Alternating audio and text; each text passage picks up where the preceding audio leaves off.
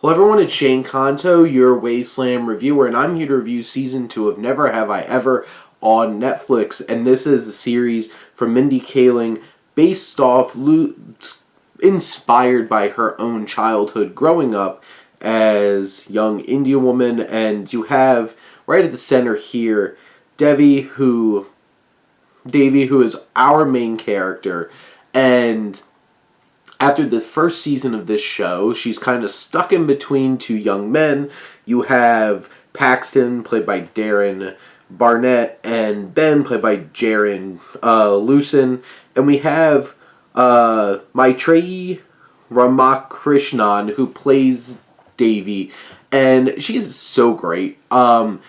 She has that perfect balance of like awkwardness and weirdness, but also charming and can connect with people, but also puts her foot in her mouth all the time. And that's why we love Davy and also are frustrated by Davy. And it's just like, oh, come on. And you have tons of those moments going into the season as she has this like odd like love triangle going into the second season, and how things shake out. She kind of winds up with neither of them, and she spends a lot of this season trying to figure out who she really wants to be with. And there's tensions between both her and Paxton because he got injured and now he really has to care about school instead of just being an athlete. So he basically is like, you got to tutor me.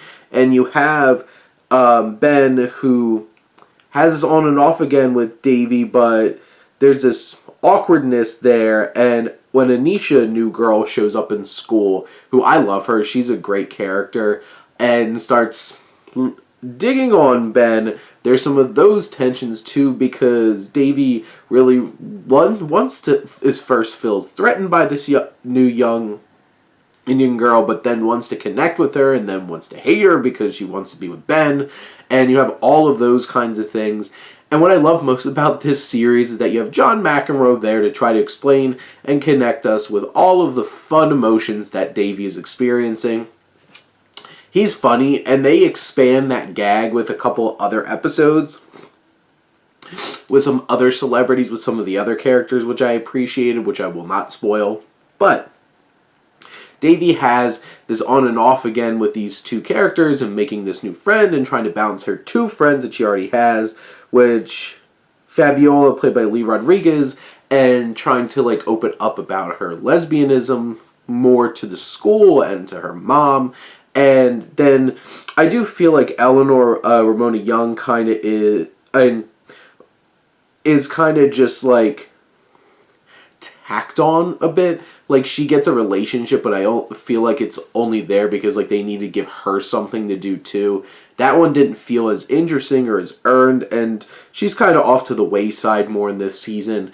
But Davy at the center gives us plenty of drama, but also with her family. You have her mom, who's played by Purna Jagannathan, and she is so great. I love her. She is perfect as Davy's mother, and she even gets to have, Davy's father passed away, and that's always a looming piece of trauma in this show. And now her mom might be falling in love with somebody else, and it's Common. Like, Common, the actor and the musician, is just like, probably could see why. And you have that kind of wrench thrown in there for extra drama in this season. And you even have Kamala, who I love, who's Davy's cousin, played by Rika Morjani, who's dealing with a lot of, she's trying to make it in the sciences, and you have asshole guys who are trying to take credit for her work and not letting her, and putting up all of like these gatekeeping things, and you have that kind of element and dealing with those kinds of things. But also, she's in a relationship and she seemed happy enough, but then she meets Davy's teacher, who she might be charmed with, and it's interesting to see where that might go. There's a lot of elements in this season that add some layers to these characters and their interactions, and a lot of the season is really, who's Davy going to wind up with? And you get this feeling of like, it really depends on if you're on Team Paxton or Team Ben, But at least you have a definitive, more or less definitive answer by this season, which feels refreshing and feels satisfying, but there's still that opening for, is it really the best choice? And we'll have to find out in Season 3, which I'm watching right now, so we'll find out soon. But in general, I thought this was another fun, engaging, and emotional experience with second round with this new Netflix show.